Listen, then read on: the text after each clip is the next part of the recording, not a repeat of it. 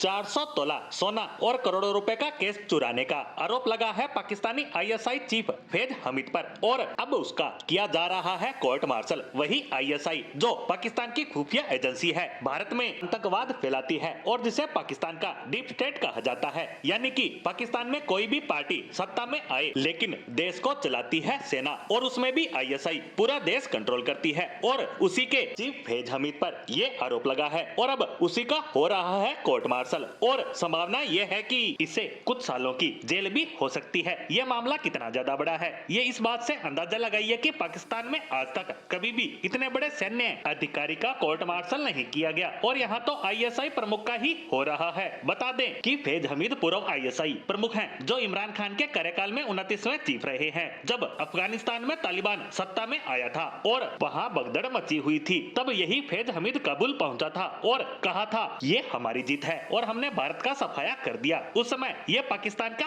Hero बन गया था। उस समय पूरा पाकिस्तान इसकी मुट्ठी में था, लेकिन 2 साल बाद ही इसकी हालात बद से बदतर हो चली है। और ये क्यों हो रहा है, जबकि वहाँ ऐसे करप्शन और नरसंहार आम बात है, तो इतनी छोटी सी चोरी के बाद कोर्ट मार्शल क्यों किया जा रहा है, वो भी पाकिस्तान के इतिहास में पहली बार। तो इसका जवाब है हद से ज्यादा होशियारी जो इसे भारी पड़ गई। दरअसल इस पर आरोप आईएसआई का चीफ बनने के बाद ही लगने शुरू हो गए थे। 2019 में इस पर आरोप लगा था कि इसने पाकिस्तान के एक बड़े बिल्डर के यहाँ एज ए आईएसआई चीफ रहते हुए आईएसआई एजेंटों से छापा पड़वाया था और उसी छापे में 400 तोले के करीब सोना मिला, करोड़ों का केस मिला और भी कीमती सामान मिले। ऐसे में ये एजेंट ये सारा सामान लूट लाए और फैज हमीद के भाई के यहाँ पहुंचा दिया गया। ऐसी घटनाएं वहाँ आम है, तो ये बात भी आई गई हो गई। दूसरी तरफ 2022 में जब इसका कार्यकाल खत्म होने वाला था, तो इसे इमरान खान एक्सटेंशन देना चाहते थे, लेकिन पाकिस्तान के तत्कालीन सेना प्रमुख बाजवा और अन्य ताकतवर लोगों को ये पसंद नहीं था। ऐसे में इसका कार्यकाल नहीं बढ़ा। वहीं इमरान खान तो इसे